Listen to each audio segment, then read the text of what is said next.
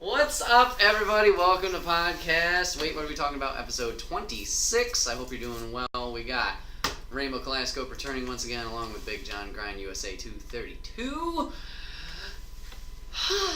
My name is Brett, aka Enigma9011. You can watch this podcast live over on twitch.tv/Enigma9011 every first and third Saturday of the month, like some people are doing right now, like Pancake is, like Rainbow is, like John is. Wait, what the fuck? They're on this podcast. But you can watch it live just like them. Type in the chat with us for certain topics. Maybe give us certain topics. If you want to give us certain topics, you can also catch this live afterwards over on youtube.com. Search Enigma9011, broken out topic by topic, and also put together as one big video. You can either type your comments, your topics in the comments down below, or you can join the Discord. There is a section for topics specifically, which we'll be feeding from a little bit today. Remember, this podcast is now brought to you by the Enigma9011 merch store, which is now live. You can check that out on the link down below. Get your swag, get your t-shirts, tank tops, backpacks, and more over on that. Support your boy, help it out, and all that stuff. No topic feelings on mustard. No, Pancake, we're not doing topic feelings on mustard. I'm still doing your topic from earlier. There you go. And speaking of her doing the topic from earlier, Rainbow's going to kick it off. We're going 1, 2, 3 right down the row. So, what do we got? Alright. So, I think it's opinions, about working in customer service. I have tons of And, oh boy. It's, God, Yeah. I hate it. I do too. I hate it so much. It's given me a new hatred for the general population. Yes, I agree. And I didn't know people could be so stupid. Yeah. You kind of worked in customer service. Yeah, I know. probably. Yeah. That's why I felt that was a fine topic. Cause All three of us, yeah. Yeah. Because I used to dislike it, but I think I like it now. But I haven't. Not in the middle of it. No. Because I feel that me saying that is take that with a grain of salt, because it is a different spectrum from what you've done to what you've done. Yeah. The aspect I didn't like about doing it originally was phone calls. Call up this person. Yeah. Hey, haven't seen you in a while. How's everything? How's this? How's your kid? Blah, blah, blah, da, da, da. And as a non-social person, I did not like doing that. Yeah, but once I got comfortable and kind of had an idea of like, okay, this is what I want. I'm going to get there, and then I'm going to get out. Get in, get out. Not going to sit here and go, awkwardly for however long the phone conversation needed to be. And then more so when I came back the second time around, like, obviously I'm not stuck per se with this person or this customer, because I have classes to teach, so everything is a very quick in and out interaction. Yeah. So I think I got better at mastering that craft of like quick hello, quick this, quick update, hey, what's this, you got a question, let's answer that, stuff like that. And like, it wasn't all positive. Yeah, there's people coming over and be like, hey, Master Griffin, can you fix this? This sucks, and blah blah blah, or whatever. And that, I'm like, all right, cool. But it was That was me, by the way. Don't mind that. it's fine. But like, I kind of got more comfortable in that aspect. But there's definitely other things that I didn't like about it either, like talking to people at programs like outreach programs, like going to schools and going to summer camps and stuff like that. Like talking to somebody for the first time, because you don't already have that common ground of like, hey, you're coming to us for Taekwondo, I already have a foot here. It's like, okay, I gotta introduce myself, I gotta do this, I gotta make sure I'm saying the right things, this, that, and the other thing, and whatever. So it's not that So you're Reframe. the one thing that you have trouble with is being a face, Yeah. and You can say that, yeah. putting I don't want to say putting yourself out there, because you do actually. But you struggle with what I do every day. Yeah. Yeah. So I mean, like, No, I couldn't, like, hey, there's a person over there just walking around. let's go talk to them. Yeah, that, hate that. I excel at that very well, because I don't have any boundaries sometimes, unfortunately. So It's very easy for me just to strike up a conversation with somebody. When I'm at work, I know they're there for a reason, so it's kind of like I know that you're here to buy a car, so let's talk. I'm not just gonna come out and scare you and say, okay, what car you want to buy? Because buying a car is extremely hard and extremely nerve-wracking. Not everybody likes it, you know. You guys buy a car, every 5 to every 10 years, depending on how long you keep your vehicle, depending on if you lease, you know, every 3 years. I mean, I do it every day. You know, I don't buy them, but you know, Yeah. I understand the process and I do it multiple times a day. And it gets very annoying and frustrating when people try and take it into their own hands and like, oh, I know how to do this. Like, I'm a professional. I do this every day, probably 3 times in a day, almost every hour, and I don't think you're better than me. But I'm not going to say that to your face, because then you get angry. And that's the one thing about customer service I absolutely hate. I cannot say what's on my mind. Yeah. And I cannot be completely blunt with a customer. I have to massage it so that they do not get angry, because once a customer gets angry, they no longer want your product. And I've had numerous of customers come in and say, oh, I didn't buy from him because he rubbed me the wrong way, or she was a bitch, and she was not nice, or she was just looking to get a big paycheck, or they were pushing me into a car I didn't want. They didn't really focus on what I wanted. And one person even said I didn't like the way he shook my hand. Like, that was, I looked at him, I was like, well, how did I do? He's like, oh yeah, you understand how to shake a man's hand, so you're good. I was like, all right. And that's just the person always looking for an excuse, because they don't like saying, well, they're fine with their decision of no, but sometimes they don't like saying no. Like, they always gotta find some That's another, BS to whatever. That's another reason I hate car sales. One person, literally this week, he was supposed to come in Thursday, my day off, but mind you. But when a customer wants to come in on that day and around that time, you have to come in, or unless you give it to somebody, and lose the sale, you lose the money. And I don't make a lot if I don't sell anything. So I went in. This kid had quite a bit to put down, so I knew he was going to buy, as long as I found what he wanted. Yeah. He said, I'm unable to come in. We're going to come in tomorrow, Friday, around this time. Perfect. Called him, went straight to voicemail. Left him a voicemail. Called him again. Oh, hey, my dad actually had to go into work. Can we come in this day? Sure, no problem. Called him again that day. 2 rings. Hang up. So I knew that he didn't really want to buy from me, but he just didn't have the cojones to tell me I don't want to buy from you, or I don't want to buy. So that's another thing that really upsets me. I'd rather people be genuine and honest. Actually, I had another customer Friday into Saturday say, quite honestly, I want to keep my vehicle that I'm planning on trading in. It has nothing against you. You were great, and I'm definitely coming back to you if and when I need a vehicle, because you treated me so well.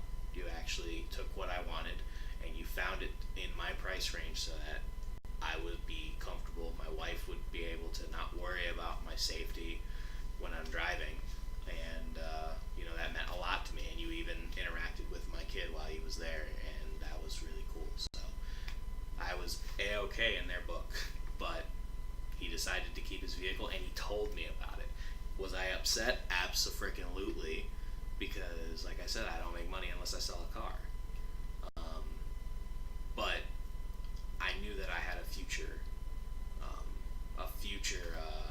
customer, hopefully within the next 2 to 3 years.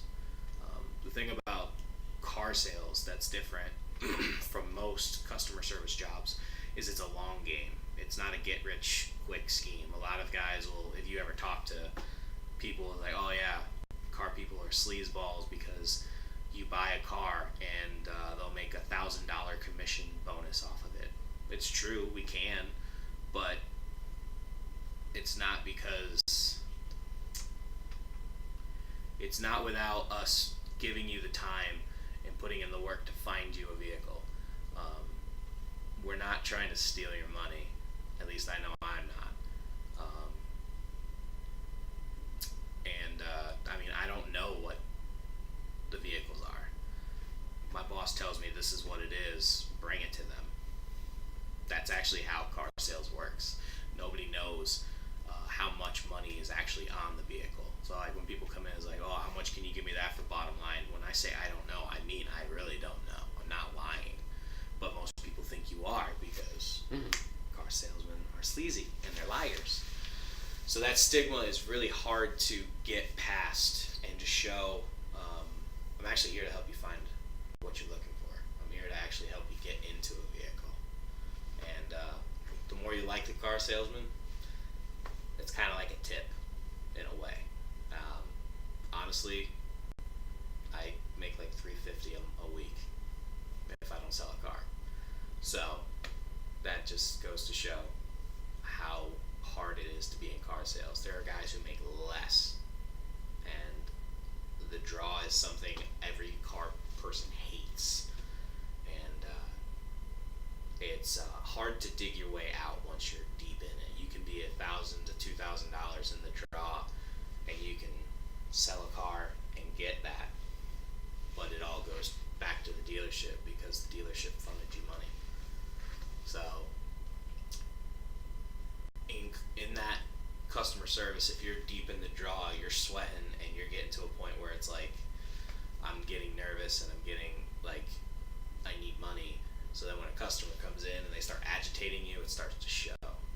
So I've had many customers be angry with me because they could sense that I was agitated, and this was like early in my career, and I wasn't handling the pressure correctly. So I've learned to always have a smile and always have a good attitude. Like, I'm actually happy to see customers. Like, that's the attitude that I try to have every single day. And when you have that attitude, even just with anything you do, your day gets better. Your interaction with those people get better.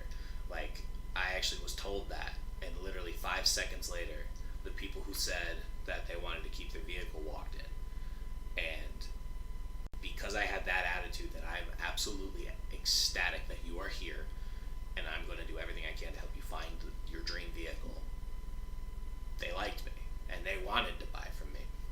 They just, the factors that were involved, they were unable to. So it's definitely a struggle, and I can see it on all the other guys who are veterans, you know, how hard that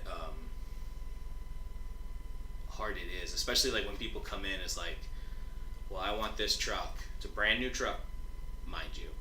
I want this truck and I want it for $10,000 less. How are we supposed to do that?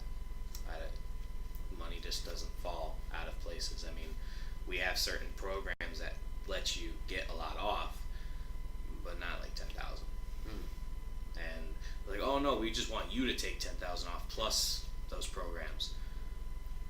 Okay, yeah, sure. And by Wednesday, this place will be closed if we do that.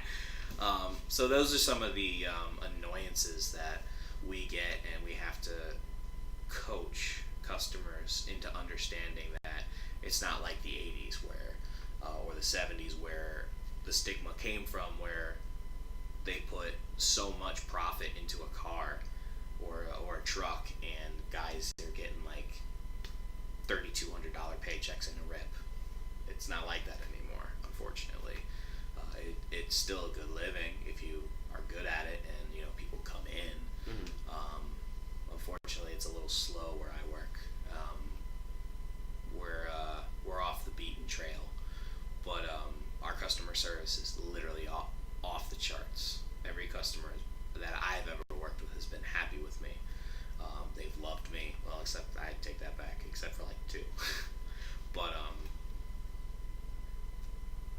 wouldn't trade where I work for any other dealership, because the good side of my customer service is that not only do I love the customers that I work with, the ones that I did make a lasting impression on, you know, went above and beyond. Like, I had this one customer who was in sales, but he was in the I can't remember what type of sales, but he was in a different type of sale where he would sell like pens and stuff with his name on it and stuff like that. And he was highly impressed with the way that I handled his situation, because he didn't want to do it the normal way.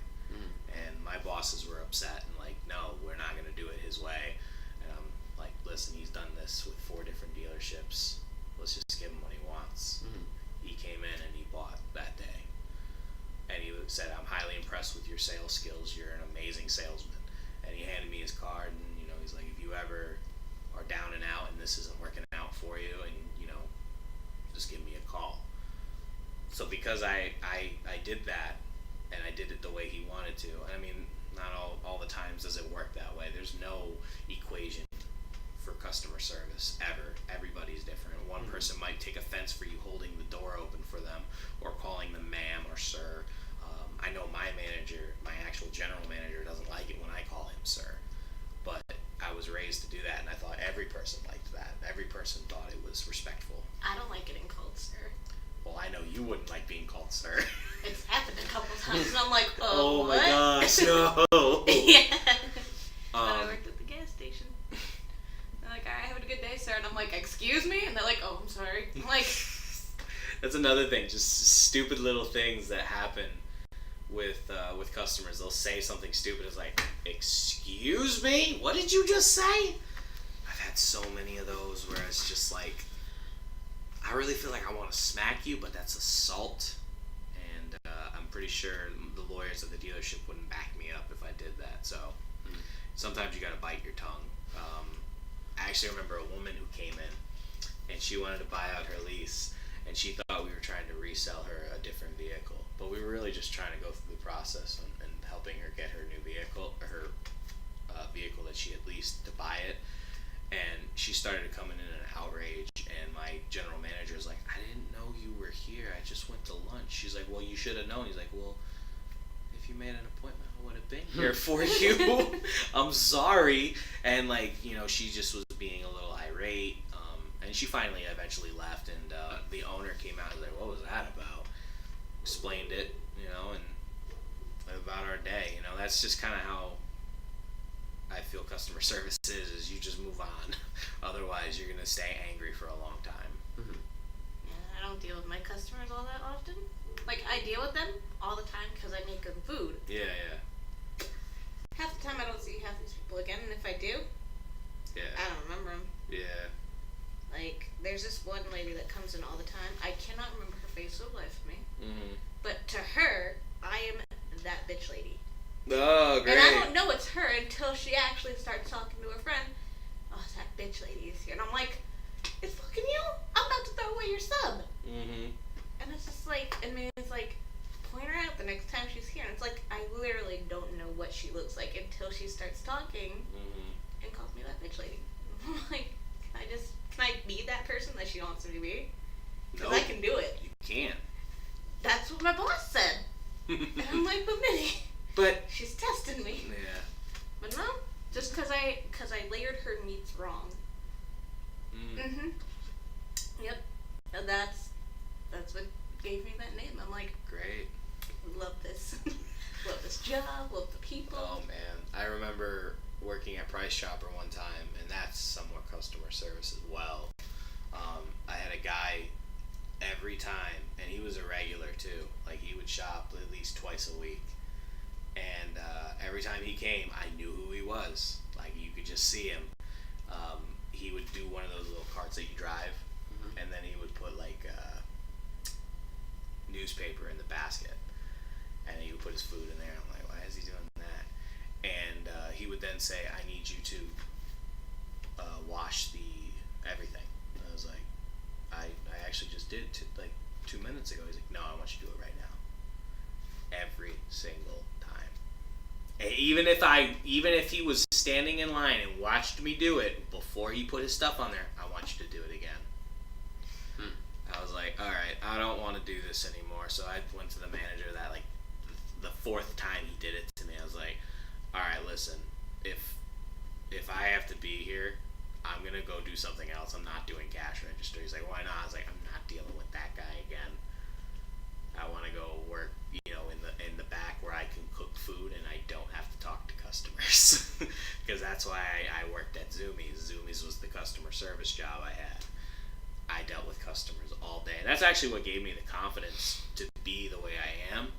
I had a boss who would literally train me all the time on how to talk to people and how to be open with people, because I struggled with it a lot, and how to make conversation. He would role play with me all the time. Just like, okay, I'm a customer. I'm a 20-year-old guy. I look like I'm a surfer. And then I would just roll with it. Yeah. And he would go all out. He was one of the greatest managers ever. He believed in me, and he literally, I was his project.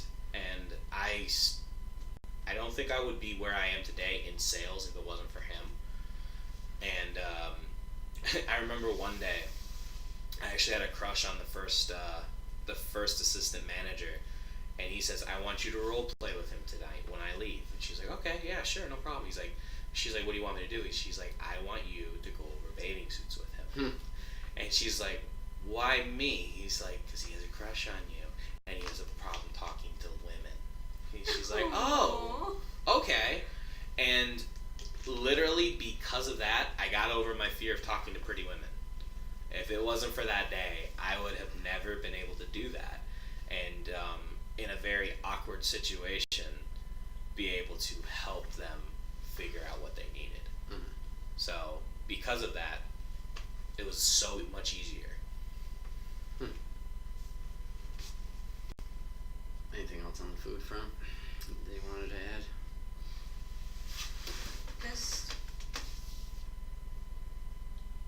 I hate them all. But I actually did win somebody over. Good. And I don't know how I did it. I think she just came to the fact of, you're always going to be here, so let's be nice to each other. Mm-hmm. And we came to this mutual agreement of, that's how it's going to be. Mm-hmm. And now instead of her coming over and saying, is there anybody else working? She just looks at me, accepts it, smiles. I'm like, steak and cheese? She goes, yes. I'm like, alright. I just don't. It's so strange that people do it that way. Most ornery old biatch that's ever walked the planet. She's just terrible. But sometimes I have to agree with Minnie, sometimes you just gotta be nice and kill them with kindness and hope to God that you win them over. Yeah. It's the only person I've ever won over. Other than that, I'm just like, you know what? I'm done. Yeah. I told one lady the other day, she was yelling at me. Because I yelled at her, apparently. And I was just like, you know what? I'm done. Bye. Yeah. And I just walked away. Because she was screaming at me. And I'm like, I'm not going to deal with that. Yeah. I actually had a customer that just kept interrupting me.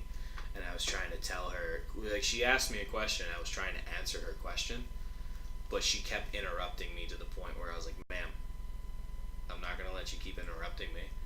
I'm trying to answer your question. If you just let me answer your question, then you'll have the answer. And then she's like, okay. And I told her the answer. She didn't end up buying. She was another one of the other salespeople customer once I found out. And I was just like, dude, I don't want to deal with her. Here you go. You deal with her.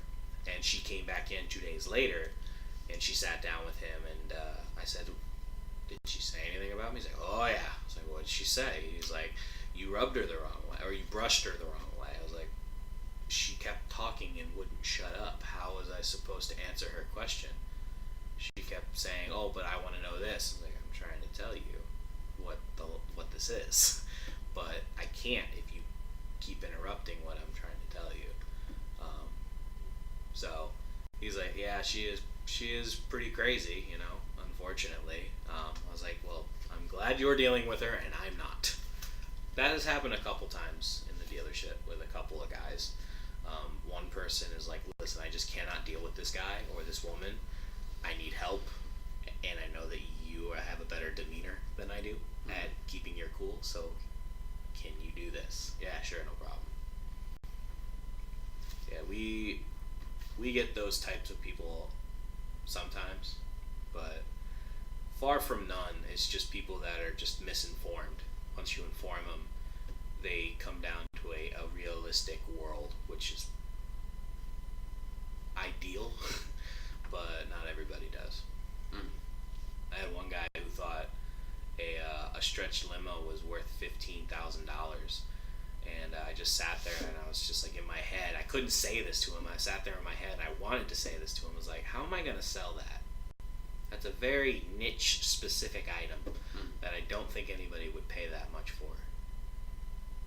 Which I wanted to say to him, but it's his vehicle, so Right. It means the world. yeah, and I don't want to offend him. Yeah. So,